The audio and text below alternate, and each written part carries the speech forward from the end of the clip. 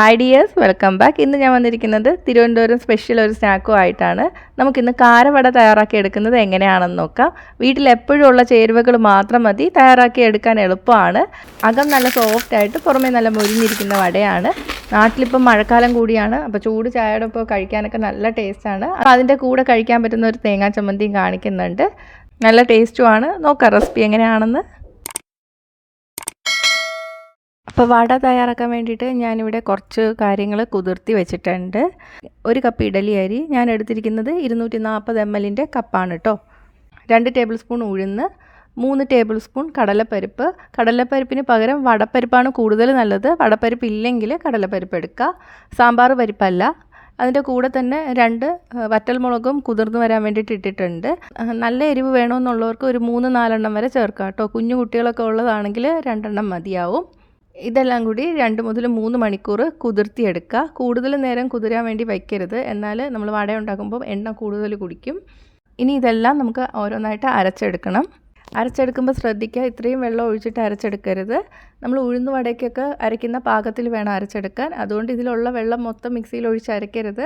കുറച്ച് വെള്ളം മാറ്റിയതിന് ശേഷം ആവശ്യമാണെങ്കിൽ വെള്ളം ചേർത്തിട്ട് നല്ല തിക്കായിട്ട് തന്നെ അരച്ചെടുക്കുക. ഇപ്പോൾ അരി അരച്ചെടുത്തിട്ടുണ്ട്. നല്ല സ്മൂത്തായിട്ട് വേണം അരച്ചെടുക്കാൻ. ഇനി നമുക്ക് ഉഴുന്ന് പരിപ്പ് അരച്ചെടുക്കാം. ഉഴുന്ന് പരിപ്പിലും വെള്ളം കൂടുതലുണ്ട്. മാറ്റി വെച്ചതിന് ശേഷം ആവശ്യമാണെങ്കിൽ മാത്രം ചേർത്തിട്ട് അരച്ചെടുക്കുക. ഇനി നമുക്ക് കടലപ്പരിപ്പും മുളകും കൂടി ഒന്ന് ചതച്ചെടുത്താൽ മതി. കടലപ്പരിപ്പ് 3 ടേബിൾ സ്പൂണിൽ 1 ടേബിൾ സ്പൂൺ മാറ്റി വയ്ക്കുക. എന്നിട്ട് നമുക്ക് അരച്ചെടുക്കാം കേട്ടോ. 1 ടേബിൾ സ്പൂൺ നമുക്ക് അരയ്ക്കാതെ തന്നെ വടയിലോട്ട് ചേർത്ത് കൊടുക്കാം. ചില കടയിൽ നിന്നൊക്കെ കാരവട വാങ്ങുമ്പോൾ കടലപ്പരിപ്പ് മുഴുവനായി കിടക്കും. അത് കാണാനും നല്ല ഭംഗിയാണ്. അതുകൊണ്ട് 1 ടേബിൾ സ്പൂൺ ഒന്ന് മാറ്റി വയ്ക്കുകയാണ്. അപ്പോൾ ഞാൻ അരച്ചെടുത്തപ്പോൾ കടലപ്പരിപ്പിന് കുറച്ചൊന്ന് വെള്ളം കൂടിപ്പോയിട്ടുണ്ട്. നേരത്തെ അരി അരച്ചപ്പോൾ നല്ല കട്ടിയിൽ അരച്ചെടുത്തുകൊണ്ട് കുഴപ്പമില്ല. അപ്പോൾ നിങ്ങൾ അരയ്ക്കുമ്പോൾ ശ്രദ്ധിക്കുക, കൂടുതൽ വെള്ളം ഉണ്ടെങ്കിൽ മാറ്റി കളഞ്ഞതിന് ശേഷം മാത്രം മാവിലോട്ട് ചേർത്ത് കൊടുക്കുക കേട്ടോ. കടലപ്പരിപ്പും മുളകും ഒന്ന് ചതഞ്ഞ് വന്നാൽ മതി. നേരത്തെ പോലെ നല്ല സ്മൂത്തായിട്ട് അരച്ചെടുക്കണ്ട. ഇനി ഇതിലോട്ട് നമുക്ക് 1 ടേബിൾ സ്പൂൺ ഇഞ്ചി ചെറുതായിട്ട് അരിഞ്ഞത്, 1 പച്ചമുളക്, 1 കറിവേപ്പില ചെറുതായിട്ട് അരിഞ്ഞതും കൂടെ ചേർത്ത് കൊടുക്കാം. ഇനി എരിവിന് വേണ്ടിയിട്ട് കാശ്മീരി മുളക് പൊടി ചേർത്ത് കൊടുക്കാം. ഞാനിപ്പോൾ 1 ടീസ്പൂണോളം കാശ്മീരി മുളക് പൊടി ചേർത്തിട്ടുണ്ട്. മുളക് പൊടിയുടെ അളവ് നിങ്ങളുടെ ടേസ്റ്റിനനുസരിച്ചിട്ട് മാറ്റം വരുത്താം കേട്ടോ. ചെറിയ കുട്ടിയുള്ളതുകൊണ്ടാണ് ഇത്ര കുറവ് ചേർത്തത്. അപ്പോൾ വലിയ ആൾക്കാർക്ക് മാത്രമാണെങ്കിൽ 1/2 ടേബിൾ സ്പൂണോളമൊക്കെ ചേർക്കാം. 1/2 ടീസ്പൂൺ കായപ്പൊടി. ഇനി ഇതിലോട്ട് 1/4 ടീസ്പൂൺ സോഡാപ്പൊടി, ആവശ്യത്തിന് ഉപ്പ്, ഇതെല്ലാം കൂടി ചേർത്തിട്ട് കൈകൊണ്ട് നന്നായിട്ട് മിക്സ് ചെയ്തെടുക്കാം. അപ്പോൾ ഇതുപോലെ നന്നായിട്ട് മിക്സ് ചെയ്തെടുക്കുക. ഉപ്പ് കുറവാണെങ്കിൽ ചേർത്ത് കൊടുക്കുക കേട്ടോ. ഇതേ തിക്നെസ്സിൽ വേണം മിക്സ് ചെയ്തെടുക്കാൻ. ഇപ്പോൾ നിങ്ങൾ അരയ്ക്കുമ്പോൾ വെള്ളം കൂടി പോയിട്ടുണ്ടെങ്കിൽ 1-2 ടേബിൾ സ്പൂൺ വറുത്ത അരിപ്പൊടിയും കൂടി ചേർത്ത് കൊടുക്കുക കേട്ടോ. ഇടിയപ്പപ്പൊടി. മാക്സിമം വെള്ളം കുറച്ച് അരച്ചെടുക്കുക. ഇപ്പോൾ പൊടിയൊക്കെ ചേർക്കുമ്പോൾ നമ്മുടെ ഒറിജിനൽ വടയുടെ ടേസ്റ്റ് പോവും. ഇനി ഒരു 10 മിനിറ്റ് മാറ്റി വയ്ക്കാം. ആ സമയം കൊണ്ട് നമുക്കിതിന് വേണ്ടിയിട്ടുള്ള ചമ്മന്തി തയ്യാറാക്കിയെടുക്കാം. ഞാനിവിടെ 1/2 കപ്പ് തേങ്ങയാണ് എടുത്തിരിക്കുന്നത്.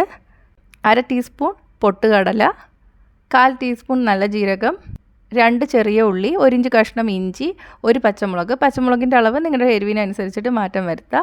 ഇതെല്ലാം കൂടെ മിക്സിയുടെ ജാറിലോട്ട് ചേർത്ത് കൊടുക്കാം. ആവശ്യത്തിന് ഉപ്പ്, കുറച്ച് ചൂടുവെള്ളം കൂടെ ഒഴിച്ചിട്ട് നല്ല കട്ടിയിൽ അരച്ചെടുക്കാം. വെള്ളം പോലെ ആയി പോവരുത്. നല്ല സ്മൂത്തായിട്ട് അരച്ചെടുക്കേണ്ട. ഇതേ പരുവത്തിന് മതിയാവും. ഇതിലോട്ട് ഞാൻ ഇനി കടുകൊന്നും വറുക്കുന്നില്ല. ഉപ്പ് നോക്കുക, കുറവാണെങ്കിൽ ചേർത്ത് കൊടുക്കുക. ഇനി നമുക്ക് വട തയ്യാറാക്കി എടുക്കാം. അതിന് വേണ്ടിയിട്ട് ഒരു പാൻ ചൂടാക്കി എടുക്കുക. ഇതിലോട്ട് എണ്ണ ഒഴിച്ചു കൊടുക്കാം. വെളിച്ചെണ്ണയിൽ ഉണ്ടാക്കി എടുക്കുന്നതാണ് കേട്ടോ ടേസ്റ്റ് കൂടുതൽ. വെളിച്ചെണ്ണ ഇഷ്ടമില്ലാത്തവർക്ക് വേണമെങ്കിൽ സൺഫ്ലവർ ഓയിൽ എടുക്കാം. എണ്ണ നല്ല ചൂടായിട്ട് വരണം. തീ ഇപ്പം മീഡിയത്തിലാണ് ഇട്ടിരിക്കുന്നത്. എണ്ണ ചൂടായിട്ട് വരുമ്പോൾ നമുക്ക് കൈ കൊണ്ട് ഓരോന്നായിട്ട് ഇതുപോലെ ഇട്ട് കൊടുക്കുക. മാറ്റി മാറ്റി ഇട്ട് കൊടുക്കുക കേട്ടോ. ഒട്ടിപ്പിടിക്കാൻ പാടില്ല. ഇനി ഒരു ഭാഗം ഒന്ന് നല്ല മുരിഞ്ഞിട്ട് നിറം മാറി വരുമ്പോൾ നമുക്ക് മറിച്ചിട്ട് കൊടുക്കാം. ഏകദേശം ഒരു ഓറഞ്ച് ഷെയ്ഡായിട്ട് വരും കേട്ടോ. ഇനി നമുക്ക് മറിച്ചിട്ട് കൊടുക്കാം. താഴ്ഭാഗവും ഇതുപോലെ ആയി വരണം. തീ കൂട്ടിയിടരുത്, എന്നാൽ കരിഞ്ഞു പോവും. അകമൊന്നും വെന്തും കിട്ടില്ല. ഇപ്പോൾ ഇത് റെഡിയായിട്ടുണ്ട്. നമുക്ക് എടുത്തു മാറ്റാം. ഇതുപോലെ തന്നെ എല്ലാം ചെയ്തെടുക്കാം. അപ്പോൾ നമ്മുടെ നല്ല ടേസ്റ്റി ആയിട്ടുള്ള കാരവട റെഡി ആയിട്ടുണ്ട്. അതിൻ്റെ കൂടെ ചമ്മന്തിയും. അപ്പോൾ നാട്ടിലിപ്പം മഴക്കാലമൊക്കെ ആണ്. അപ്പോൾ വെറൈറ്റി സ്നാക്ക് നോക്കുന്നവർ ഇതൊന്ന് ട്രൈ ചെയ്ത് നോക്കുക. പുറമേ നല്ല ക്രിസ്പിയും അകം നല്ല സോഫ്റ്റും ആണ്. ചൂടോടെ കഴിക്കാനാണ് ടേസ്റ്റ് കൂടുതൽ കേട്ടോ. അപ്പോൾ ഒന്ന് ട്രൈ ചെയ്യുക. പുറമേ നല്ല ക്രിസ്പിയും അകം നല്ല സോഫ്റ്റും ആണ്. അപ്പോൾ എന്നും പരിപ്പ് വടയും ഉഴുന്നുവടയൊക്കെ കഴിച്ചിട്ട് മടുത്തവർ ഇതൊന്ന് ട്രൈ ചെയ്ത് നോക്കുക. ട്രൈ ചെയ്തിട്ട് നിങ്ങളുടെ അഭിപ്രായങ്ങൾ കമൻറ്റ് ചെയ്യുക. ഇഷ്ടമെങ്കിൽ ലൈക്കും ഷെയറും ചെയ്യുക, ഇഷ്ടപ്പെട്ടില്ലെങ്കിൽ ഡിസ്ലൈക്കും ചെയ്യുക. കൂടുതൽ റെസിപ്പികൾക്കായിട്ട് ചാനൽ ഇതുവരെ സബ്സ്ക്രൈബ് ചെയ്തിട്ടില്ലെങ്കിൽ സബ്സ്ക്രൈബ് ചെയ്യാനും മറക്കല്ലേ. അടുത്തൊരു റെസിപ്പി ആയിട്ട് കാണാം. ബൈ.